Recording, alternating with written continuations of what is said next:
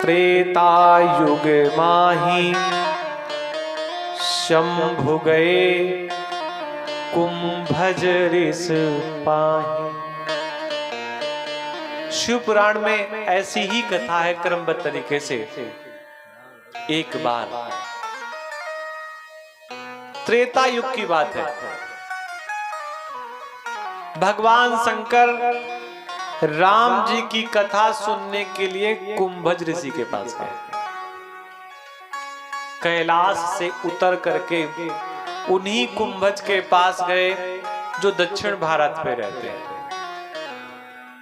कथा सुनने के लिए लोग कहां कहां तक जाते हैं।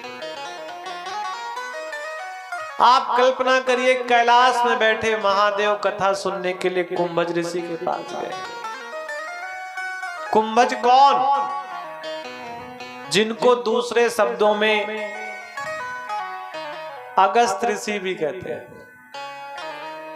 इनका जन्म मटके से हुआ और मटके को ही शास्त्र की भाषा में कुंभ कहते हैं, और उसी कुंभ को आकार देने वाले को कुंभकार कहते हैं। कुंभ को जिसने आकार दिया वो कुंभकार। ऐसे कुंभ से प्रकट हुआ, कुंभ से प्रकट हुए कुंभज ऋषि।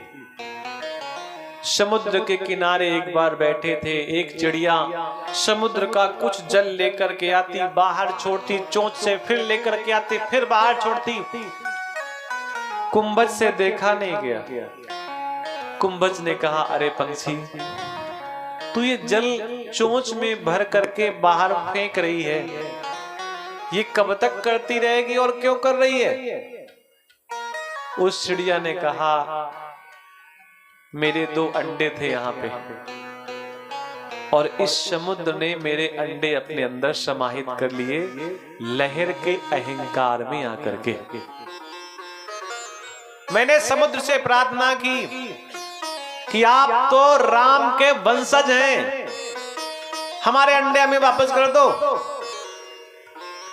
लेकिन समुद्र ने वापस नहीं किया। मैं समुद्र को सुखा दूंगी।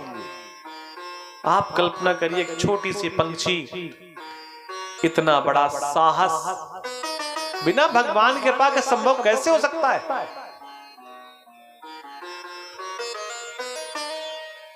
कुंभज ऋषि ने भी समुद्र से प्रार्थना की कि भैया इनके अंडे वापस कर दो। समुद्र जब राम जी की 3 दिन तक बात नहीं सुना तो चिड़िया और कुंभज की क्या सुनेगा?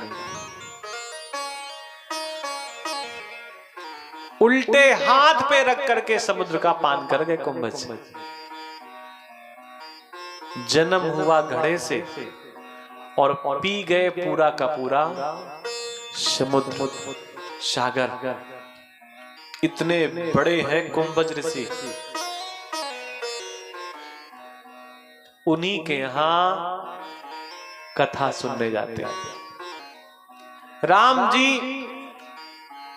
माता सीता की खोज के बाद जब उन्हें पता चलता है कि सीता रावण की कैद में है,